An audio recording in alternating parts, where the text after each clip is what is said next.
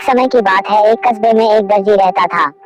दर्जी बहुत ही दयालु और अच्छे स्वभाव का इंसान था। आसपास के सभी लोग उसी से अपने कपड़े सिलवाते थे।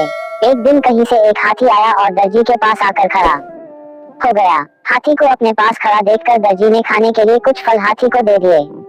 फल खाकर हाथी बहुत खुश हुआ और वहां से चला गया। दूसरे दिन हाथी फिर दर्जी के पास आकर खड़ा हो गया। दर्जी समझ गया कि हाथी को फल खाना है। दर्जी ने फिर कुछ फल हाथी को दे दिए। हाथी इस बार भी फल खाकर वापस चला गया। अब हाथी प्रतिदिन दर्जी के पास आता और उसकी दुकान के सामने खड़ा हो जाता। दर्जी उसे कुछ फल दे देता, जिन्हें खाकर वह वापस चला जाता था। यह सिलसिला कई दिनों तक चलता रहा। एक दिन दर्जी को कुछ जरूरी काम आ गया, जिससे उसे बाहर जाना पड़ा। बाहर जाने के पहले दर्जी दुकान पर अपने लड़के को बैठा गया और उसे कुछ फल दे दिए और जाते जाते बोल गया कि जब भी हाथी आए तो उसे यह फल खिला देना। लड़के ने अपने पिता की बात में हामी भर दी। दर्जी का लड़का बहुत शरारती था, उसे एक शरारत सूझी।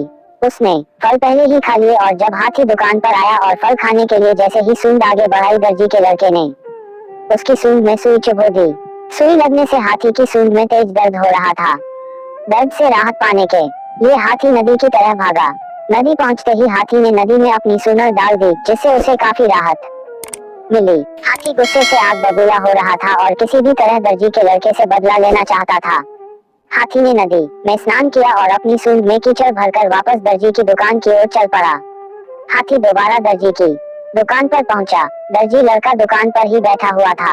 हाथी ने फिर अपनी सूंड आगे की बाई। दर्जी का लड़का समझा कि हाथी फल मांग रहा है। उसने सुई उठाकर जैसे ही हाथ आगे बढ़ाया, हाथी ने अपनी सूंड में भरी हुई सारी कीचड़ दर्जी के लड़के के ऊपर डाल दी, जिससे दर्जी का लड़का पूरा कीचड़ में खप गया। साथ ही दुकान में रखे हुए कपड़े भी खराब हो गए।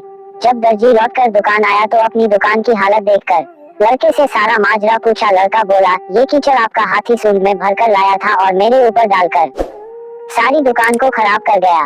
उद्धरण चिन्ह। दर्जी को लड़के की बात पर विश्वास नहीं हुआ। उसने जब लड़के से सख्ती से पूछताछ की तो लड़के ने सारी बात बतला दी।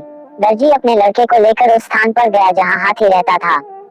दर्जी ने प्यार से हाथी को सहलाया और उससे कुछ फल खाने के लिए दिए। दर्जी ने अपने लड़के को बुलाया और उसके हाथों भी से कुछ फल हाथी को दिलवाए।